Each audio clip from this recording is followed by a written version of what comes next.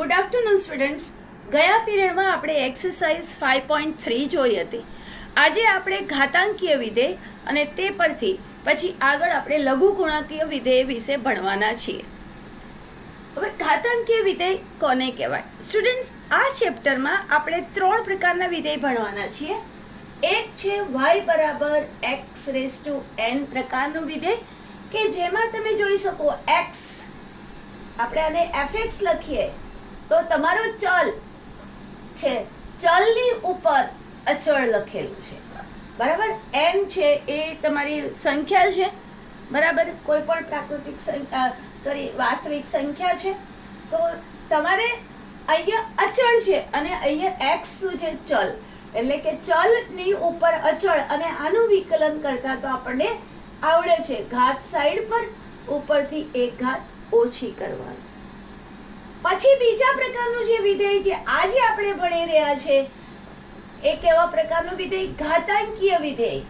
b rays to x પ્રકારનું વિધેય, અથવા તો 2 રેઝ ટુ x પ્રકારનું વિધેય, 5 raise to x, 7 raise to x. તો આની અંદર શું છે?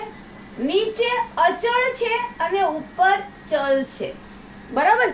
તો આનું વિધેય, આ ઉપરના વિધેય, આને કહેવાય બહુપદી વિધેય. બહુપદી વિધેયની જેમ થાય નહીં. શું લખેલું છે? અચળની ઉપર ચલ. તો આ વિધેયનું વિકલન ઉપરની જેમ થાય નહીં. આનું વિધેય આપણા વિકલન શું કરતા હતા? n ઘાત સાઈડ પર અને x ની ઉપરથી એક ઘાત n ની ઉપર, x ની ઉપર જે n છે એમાંથી એક ઘાત ઓછી કરતા હતા. પરંતુ અહીંયા શું છે? અચળની ઉપર ચલ. તો એનું વિધેય કરવાનું વિકલન કરવા માટેની ફોર્મ્યુલા અલગ છે. અને ત્રીજા પ્રકારનું આપણે વિધેય ભણવાના છીએ. એમાં કંઈક આ પ્રકારનું હશે, x રેઝ ટુ x, ચલની ઉપર ચલ. તો એનું પણ વિકલન કરવાની રીત અલગ છે. તો આપણે આ ચેપ્ટરમાં 3 પ્રકારના વિધેયો જોઈ રહ્યા છીએ ને બધા વિધેય એકબીજામાં મિક્સ ન થઈ જાય, નહીં તો તમારું વિકલન ખોટું પડશે. આ છે બહુપદી વિધેય, ચલની ઉપર અચળ. આ છે ઘાતાંકીય વિધેય, અચળની ઉપર ચલ. અને આ વિધેય છે જેની અંદર x રેઝ ટુ x, કે જ્યાં બંને જગ્યાએ તમારે ચલ છે, ચલ છે. ચલ મીન્સ એ જે ચલ x છે એ કેવી બધી અલગ અલગ કિંમતો ધારણ કરશે. તો ચાલો આજે આપણે ઘાતાંકીય વિધેય ભણીએ.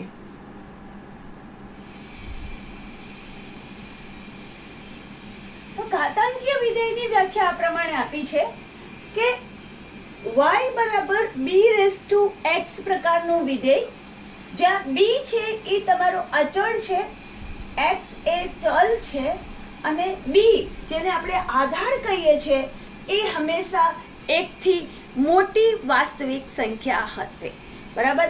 જે આધાર છે it must be greater than 1. આધાર એકથી મોટો હોવો જોઈએ. હવે આપણે આ ઘાતાંકીય વિધેયનું એક એક્ઝામ્પલ લઈ લઈએ. સપોઝ y બરાબર 2 રેઝ ટુ x, બરાબર. b ની જગ્યાએ મેં 2 મૂક્યા છે. તમારો જે આધાર છે એ એકથી મોટી વાસ્તવિક સંખ્યા હોવી જોઈએ. ઓકે, તો હવે હું આનો આલેખ દોરીશ સ્ટુડન્ટ. x અને y બરાબર fx. x ની અલગ અલગ કિંમત લઈ. સપોઝ x બરાબર -3, તો 2 ની -3 ઘાત, અને 2 ની -3 ઘાત એટલે 1/2 ની 3 ઘાત થાય. ઋણ છે એને નીચે લઈ જઈએ ઘાત તો પોઝિટિવ ઇઝ 1/8. -2 મૂકશો તો 2 ની -2 ઘાત એટલે 1/4. -1 મૂકીએ તો 2 ની -1 ઘાત એટલે 1/2. 0 મૂકીએ તો 2 ની 0 ઘાત દેટ ઇઝ 1, બરાબર. 2 ની ઉપર 0 ઘાત એટલે 1. 1 મૂકીએ તો 2 ની ઉપર 1 ઘાત એટલે 2. 2 મૂકીએ તો 2 ની ઉપર 2 ઘાત એટલે 4. અને x બરાબર 3 મૂકીએ તો 2 ની 3 ઘાત એટલે 8. આ બાજુ હજી પણ -4 મૂકીએ તો શું થશે? x બરાબર -4 મૂકીએ તો y બરાબર શું થશે? 1/16. -5 મૂકીએ તો 1/2 ની કેટલી ઘાત? 5 ઘાત એટલે 32 માઇનસ 6 મૂકીએ તો 1/2 ની 6 ઘાત એટલે 64. બરાબર. તમે જુઓ જેમ જેમ આ રૂટ્સ જેમ જેમ x નાનો થતો જાય તેમ તમારો આનો જવાબ કોના તરફ આવતો જશે? 0 તરફ આવતો જશે. બરાબર. છેદની અંદર જેમ છેદ મોટો, બરાબર, એક છેદ મોટો થતો જશે તેમ તમારો જવાબ કોની? 0 ની નજીક જતો જવાનો ને. ઓકે. પણ ક્યાંય 0 દેખાશે? ક્યાંય 0 આવવાનો જવાબ?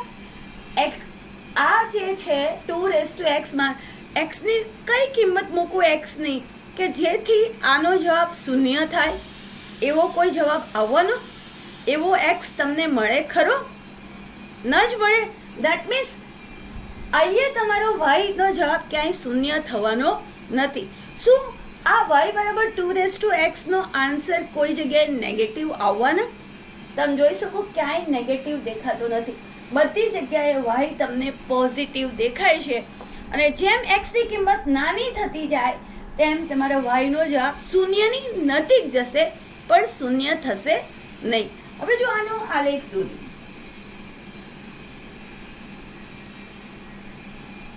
બરાબર. x નો 0 1 2 3 4 -1 -2 -3 -4. બરાબર. x નો 0 મૂકવું તો y મને મળશે 1. 0 એ 1.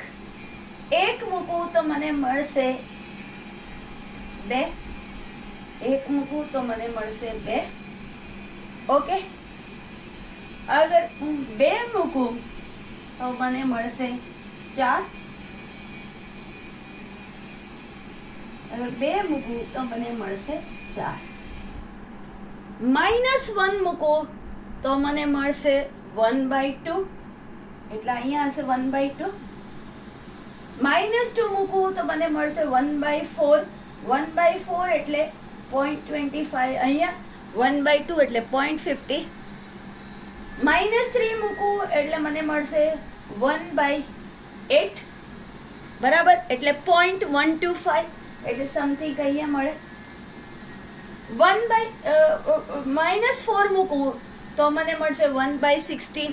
તો એ ઓર નજીક એટલે કે આપણે x અક્ષની આમ નજીક જતા જશું પણ આ આલેખ છે એ x અક્ષને ક્યાંય અડશે નહીં. આ જે આલેખ છે એ x અક્ષને અડશે નહીં. ઓકે. આ પ્રકારનો આલેખ આપણો બન્યો. તો આના ઉપરથી આ આલેખ પરથી આપણે કેટલાક પોઈન્ટ લખ્યા છે કે ઘાતાંકીય વિધેયનો આધાર 1 થી મોટી વાસ્તવિક સંખ્યા લેવાની છે. x એનો પ્રદેશ વાસ્તવિક સંખ્યા ગણ r આખી વાસ્તવિક સંખ્યા ગણ લેવાની છે. આખી x અક્ષ.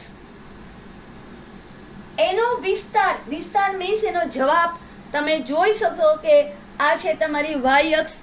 y છે એ તમારો જવાબ છે અને y જે કિંમત છે એ તમારો જવાબ છે. તમે જુઓ y છે એ જુઓ તમારે અહીંયા 0 ની નજીક જતો જશે પણ એક્ઝેક્ટલી 0 તો થવાનો જ નથી. બરાબર. શું આવ્યું? 1/16. y બરાબર 1/13 32 1/64 હજી પણ કરશું તો 1 ની છેદમાં 128. હજી પણ આગળ જઈએ તો કેટલા થાય? 256. એટલે કે 1 ની નજીક 0 ની નજીક જતા જશું પણ એક્ઝેક્ટલી 0 આવવાનો નથી. એટલે તમે કહેશો કે આનો વિસ્તાર શું છે? ધન વાસ્તવિક સંખ્યાનો ગણ છે. ઓકે. 2 વસ્તુ ક્લિયર થઈ. એનો પ્રદેશ આખી વાસ્તવિક સંખ્યા ગણ r. x ની કિંમત વાસ્તવિક સંખ્યા લઈ શકો પણ એનો વિસ્તાર શું આવવાનો છે? 0 તો થવાનો જ નથી. કોઈ જગ્યાએ y ની કિંમત 0 થવાની નથી. એટલે કે એનો જે વિસ્તાર છે એ શું આવવાનો છે? r પ્લસ મતલબ શું? 0 થી ઇન્ફિનિટી આવવાનું છે. 0 આવવાનો નથી. 0 ની મોટો આવવાનો છે. બિંદુ 0,1 હંમેશા ઘાતાંકીય વિધેયના આલેખ પર હોય, એટલે કે આ બિંદુ 0,1 ઘાતાંકીય વિધેયના આલેખ પર હોય. કેમ કે ધારો કે હું 2:0 2x લઉં તો 2 ની 0 ઘાત 1, 5x લઉં તો 5 ની 0 ઘાત એટલે 1, 7:0 લઉં તો એની 0 ઘાત એટલે 1, એટલે કે 0,1. ઘાતાંકીય વિધેય હંમેશા વધે છે. તમે જુઓ, x ની કિંમત ડાબેથી જમણી તરફ જઈ રહી છે, એટલે કે x ની કિંમત વધી રહી છે, તેમ તમારો ગ્રાફ ઉપરની તરફ જઈ રહ્યો છે, આલેખ.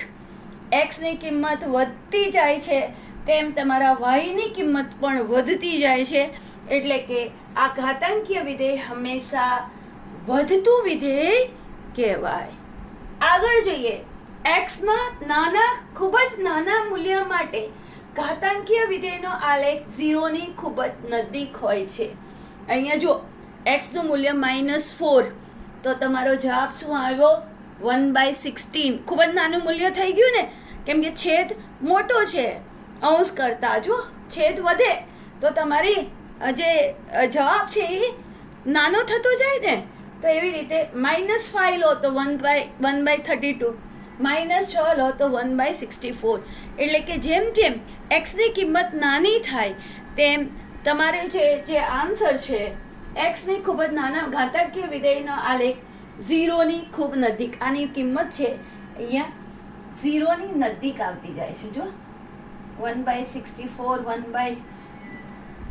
1/32, એટલે કે તમારો આલેખ બીજા ચરણમાં x અક્ષને અનુલક્ષે છે. એટલે આ જો x અક્ષને આમ પાસે જતો જાય છે, પણ x અક્ષને ક્યાંય અડશે નહીં.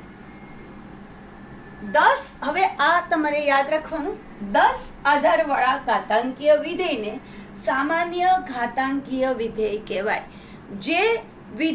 જે ઘાતાંકીય વિધેયનો આધાર 10 હોય તો એને કહેવાય સામાન્ય ઘાતાંકીય વિધેય. અને જે વિધેયનો આધાર e હોય, બરાબર, e જેની કિંમત 2 અને 3 ની વચ્ચે હોય છે, જે ઘાતાંકીય વિધેયનો આધાર e હોય એને કહેવાય પ્રાકૃતિક ઘાતાંકીય વિધેય. તો આપણે આમાં આટલું ભણ્યા. ઘાતાંકીય વિધેયમાં આધાર હંમેશા 1 થી મોટો હોય, એનો પ્રદેશ એટલે કે x ની કિંમત બધી જ વાસ્તવિક સંખ્યા ગણ r છે, અને એનો જે વિસ્તાર મને મળવાનો છે એ હંમેશા બધી ધન વાસ્તવિક સંખ્યા r+ મળવાનો છે. બરાબર સ્ટુડન્ટ?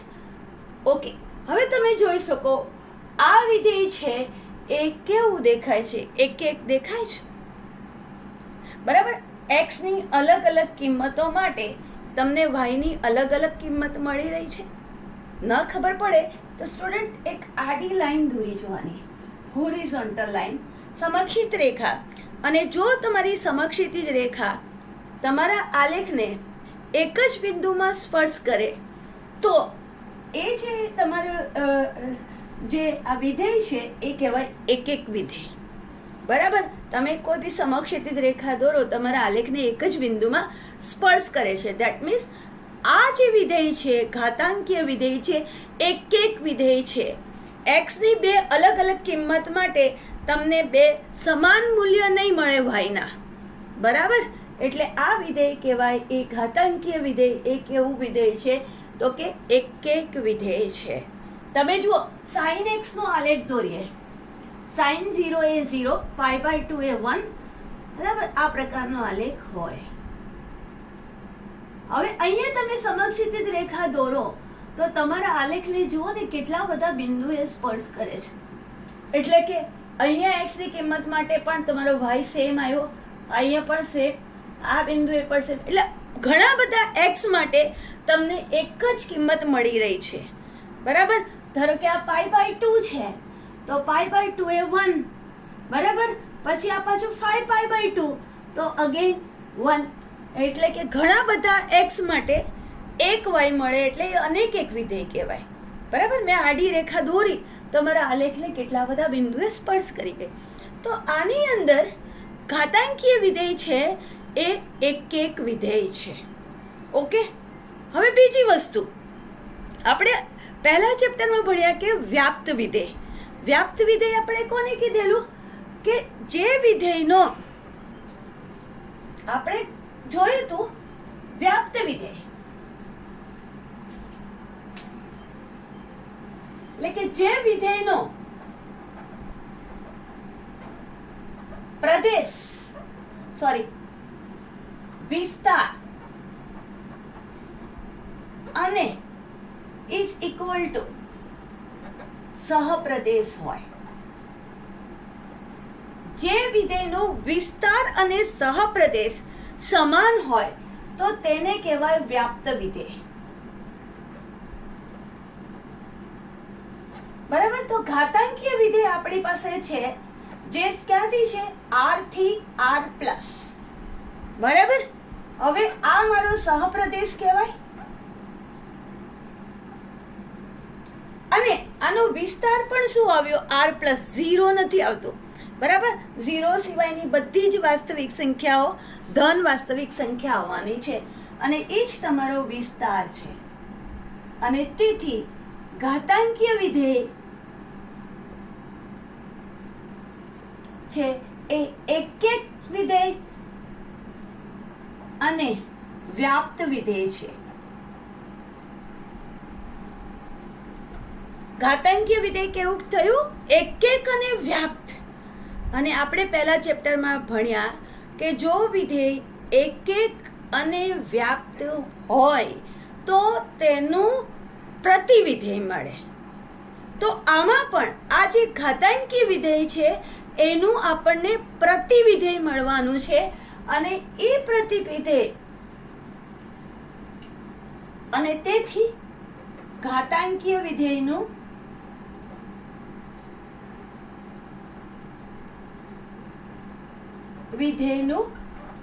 પ્રતિવિધેય મળે.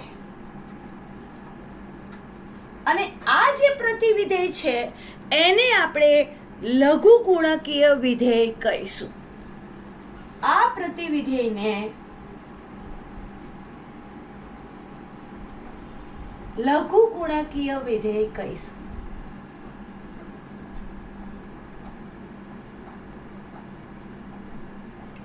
ક્લિયર?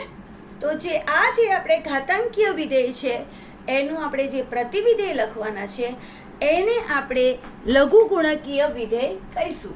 એટલે હવે લઘુગુણકીય વિધેયનો આપણે પ્રદેશ લખીએ તો કઈ રીતે લખાય? લઘુગુણકીય વિધેય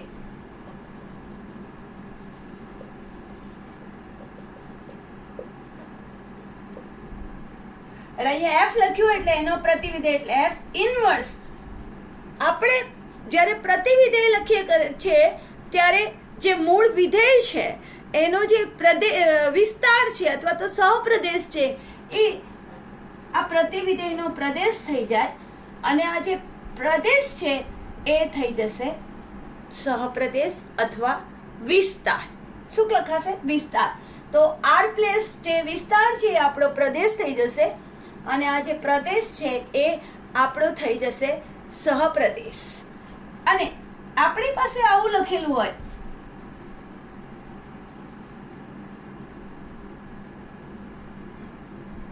કે y બરાબર a રેઝ ટુ x, જેને આપણે fx કહીએ છીએ.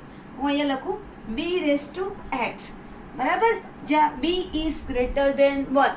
હવે આનું પ્રતિવિધેય આવા પ્રકારે મળે આપણને. therefore log આનું પ્રતિવિધેય આ રીતે બનશે log x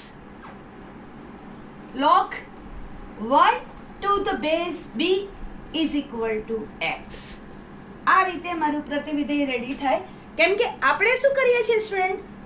y બરાબર fx લખેલું હોય તો એનું પ્રતિવિધેય શું બનાવીએ? x બરાબર f ઇનવર્સ y આવું લખીએ છીએ. x ની કિંમત છે એ આપણું પ્રતિવિધેય, જે x છે એ આપણું પ્રતિવિધેય. તો અહીંયા પણ આ x આવ્યો એટલે આ મારું પ્રતિવિધેય બન્યું.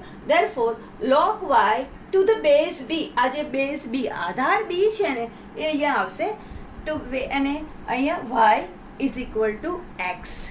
ઓકે, સો આ તમારું થયું તમારું વિધેય. હવે અહીંયા મારું છે આ જે મારો પ્રદેશ છે, ઓકે, આ છે વાય, એ મારે પ્રદેશમાંથી લેવાનો, અને પ્રદેશ શું છે આર પ્લસ.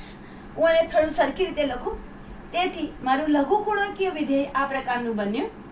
જે લઘુકોણકીય વિધેય લોગ ફંક્શન છે એ આ પ્રકારનું બન્યું, આર પ્લસ થી આર, અને વાય બરાબર આપણે આમ લખીએ તો log x two the base b.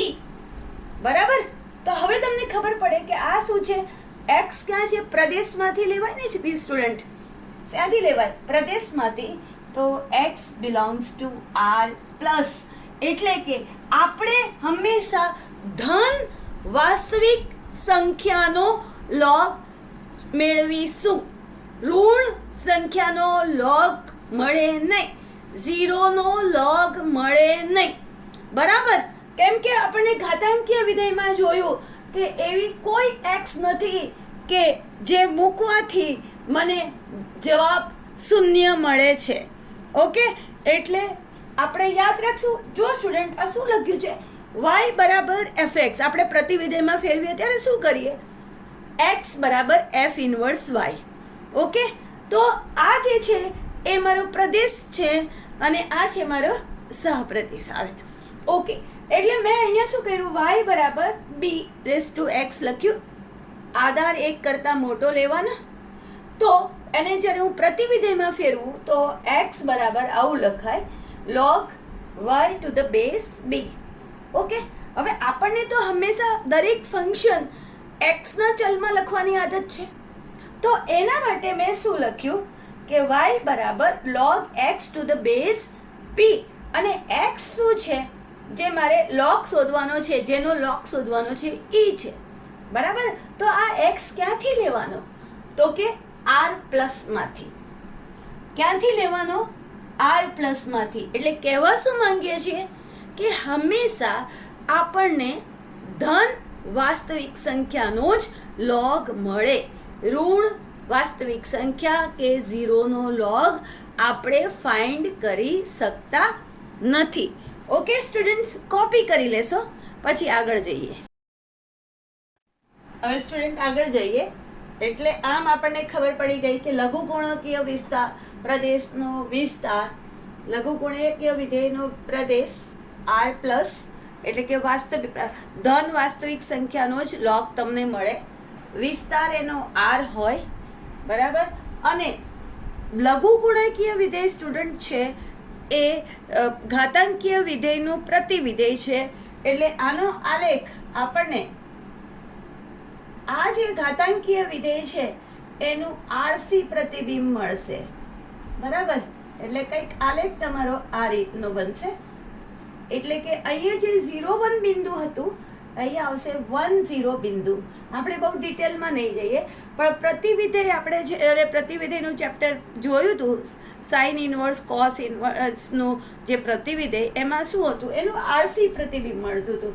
આ પહેલા બીજા ચરણમાં છે, પહેલા અને ચોથા ચરણની અંદર y બરાબર x માં અરીસામાં તમને પ્રતિબિંબ દેખાય. એટલે લઘુગુણકીય વિધેયનો આલેખ તમારો આ પ્રકારનો બને.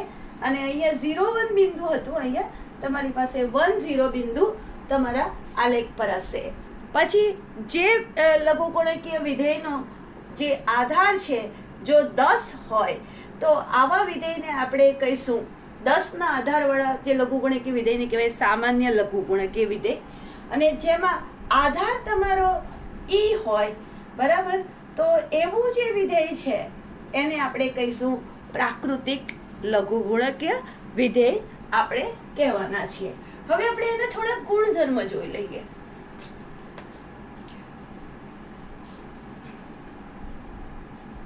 એની અંદર સ્ટુડન્ટ આપણે જોઈએ પહેલી વસ્તુ કે આપણને ખબર છે કે a⁻x બરાબર b આવું લખેલું હોય તો આને હું લઘુગુણકમાં કઈ રીતે ફેરવું, તો કે log. બરાબર. આ જે આધાર છે તો અહીંયા જ મૂકીએ છે અને આ રહ્યો b, log b to the base x base a બરાબર એક્સ. આ એક્સ બરાબર લોગ આધાર એ છે એનો એ જ રહેવાનો, પછી b to the base a is equal to x. આપણે આ રીતે લખીએ છીએ. તો આપણને ખબર છે સ્ટુડન્ટ કે એની ઉપર 0 ઘાત એટલે શું થાય? 1 થાય. એની ઉપર 0 ઘાત, કોઈ પણ સંખ્યા હોય એની પર 0 ઘાત મૂકીએ તો 1 આવે. એનો મતલબ એમ થયો કે log બરાબર આધાર તો log a two the base 1 is equal two 0. આ ઉપરવાળો 0 એટલે કે કોઈનો 1 નો log કોઈ પણ આધારે 0 થવાનો. આ તમારું પહેલું છે આપણે ફોર્મ્યુલા. કે એવી રીતે ધારો કે તમે એમ લખો, મને ખબર છે 2⁻0 is 1, so log 1 to the base 2 is 0. 1 નો log કોઈ પણ આધાર પર 0, log 1 to the base e is 0, log 1 to the base 5 is 0. કોઈ પણ આધારે 1 નો log શું થશે? 0 થશે. આપણે લખીએ ને log 1 બરાબર 0. તો એ આવ્યું ક્યાંથી? તો કે આ રીતે આવ્યું. આ તો આ પહેલી વસ્તુ તમારી થઈ ગઈ. બીજી વસ્તુ આપણને ખબર છે કે 1 લખો ને, 2⁻1 બરાબર 2 ખબર છે, અથવા તો એની ઉપર 1 ઘાત બરાબર a ખબર છે. તો પછી આને લોગમાં ફેરવીએ તો શું લખાય? લોગ આ સાઈડનો a અહીંયા મુકાશે, આ સાઈડનો a અહીંયા મુકાશે, ઇઝ ઇક્વલ ટુ 1. બરાબર, જે ઉપરવાળી ઘાત છે એ આ સાઈડ પર મૂકેલી છે. તો શું લખાયું? a⁻1 બરાબર a. તો શું થયું? લોગ આ a, આ આધાર અહીંયા મુકાયો, log a two the base a is 1. બરાબર. એવી જ રીતે log 5 two the base 5 is 1, log e two the base e is 1, log 10 two the base 10 is 1. એટલે કે જેનો મારે log શોધવાનો છે અને એ આધાર છે બંને જો સમાન હોય તો એનો આન્સર શું આવે? 1 આવે. log a two the base a is 1, log 5 two the base 5 is 1, log 7 two the base 7 is 1. જો આ બંને ઇક્વલ હોય અહીંયા તો ઓલવેઝ આન્સર 1 આવે. ઓકે, અને 1 નો log કોઈ પણ આધાર પર 0 આવે. તો આ તમારો બીજો. હવે ત્રીજો ગુણધર્મ.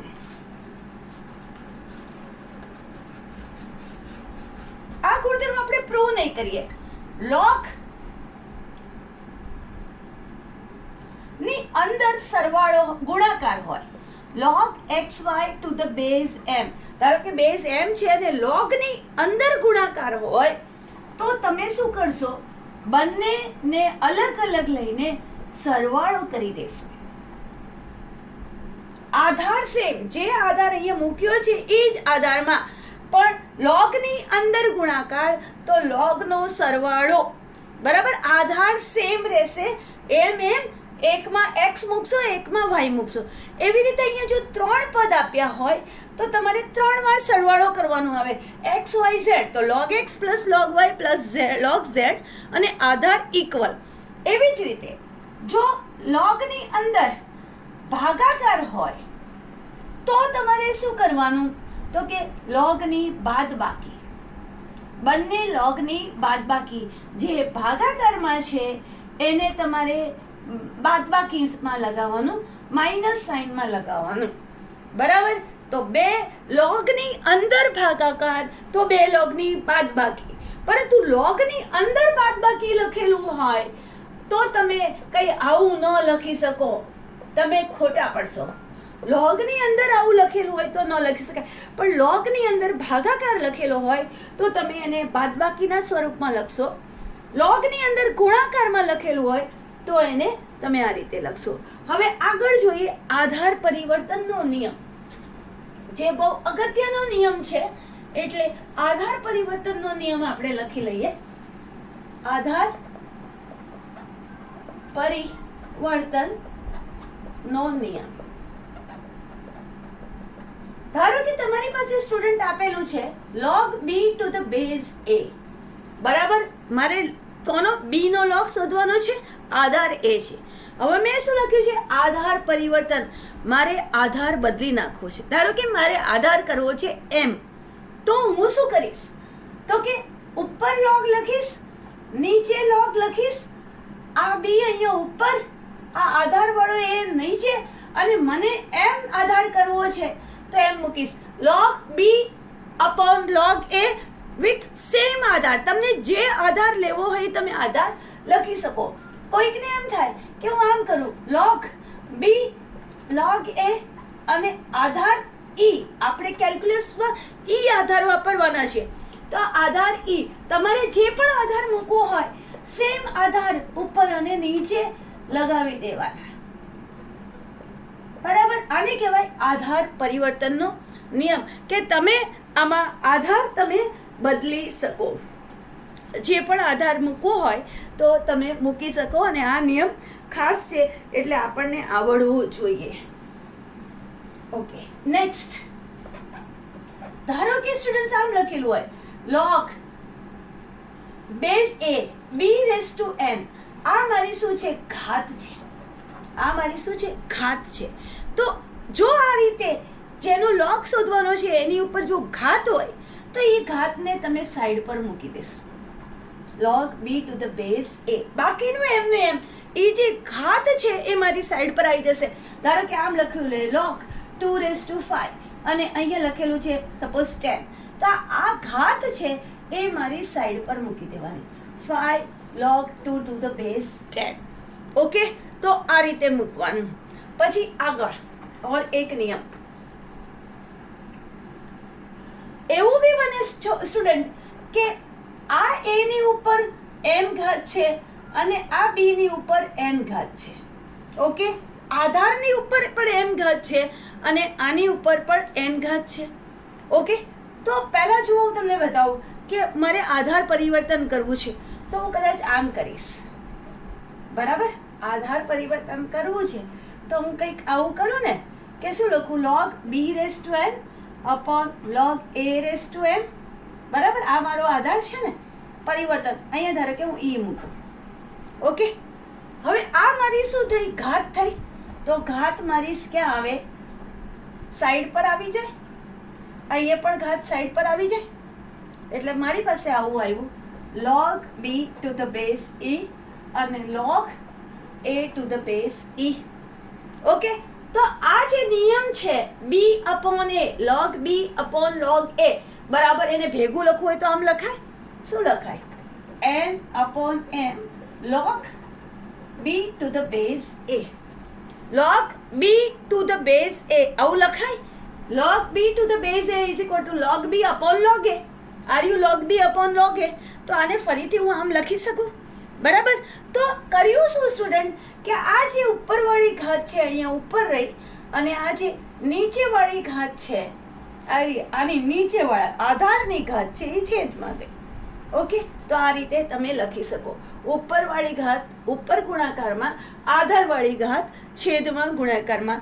તો આ રીતે તમે આટલા ગુણધર્મ તમે યાદ રાખશો તો લઘુગુણકીય વિધેયના વિકલન કરતી વખતે તમને ખૂબ જ સરળતા પડશે. આઈ હોપ કે સ્ટુડન્ટ તમને સમજમાં આવ્યું હશે. ન સમજમાં આવ્યું હોય તો કાલે આપણે ક્લાસમાં પાછી ચર્ચા કરશું તો તમને સમજણ પડી જશે.